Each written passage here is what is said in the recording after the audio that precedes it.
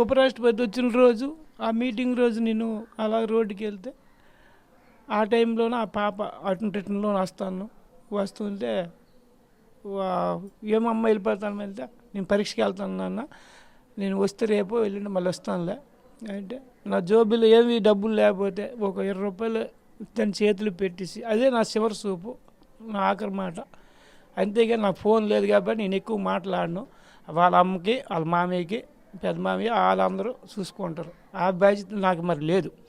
నాకేంటంటే వచ్చిన తర్వాత అమ్మ రాత్రి పొగలో మాట్లాడతాను అనేసి బాగున్నవంటే బాగున్నవే, సోమేశ్ బాగున్నవంటే ఆడు బాగుంది అనడమే.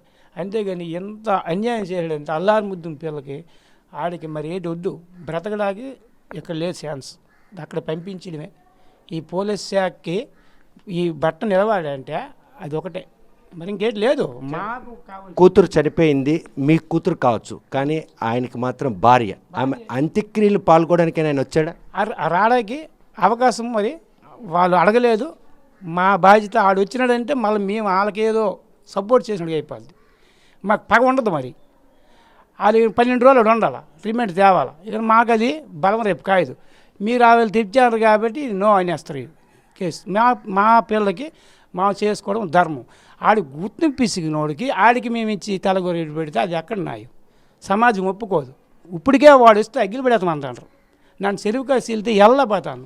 ఈ 2 నెలలు ఎలాగ దాచినారా అని రోజు నాకు ఆవేదన పెడతారు. మా ఇరుగు పొరుగు అందరూ వీళ్ళకి ఎవరికి కూడా చెప్పలేదు, కన్నా తల్లికి కూడా నేను చెప్పలేకపోను. అలాంటి ఎదవకి నమ్మి ఆ మృగానికి మా అమ్మకి బలి చేశాను.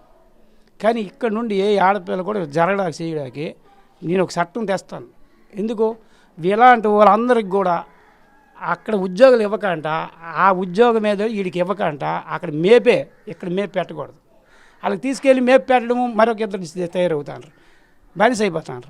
జైలు శిక్ష కంటే హతమార్చడమే అంతిమ తీర్పు. ఎందుకు ఇక్కడ కాదు, మిలిటరీలో పడియాల, అక్కడ పడేసి అక్కడ జనాలకు కాపాడినట్టు ఉండి 1 సంవత్సరం పాటు ఉండి తీసిడివాడికి స్టాంప్ వేసి దొంగ ఇంటికి మరి రావక్కర్లేదు. ఆ వద్దు, ఇరుగు వద్దు.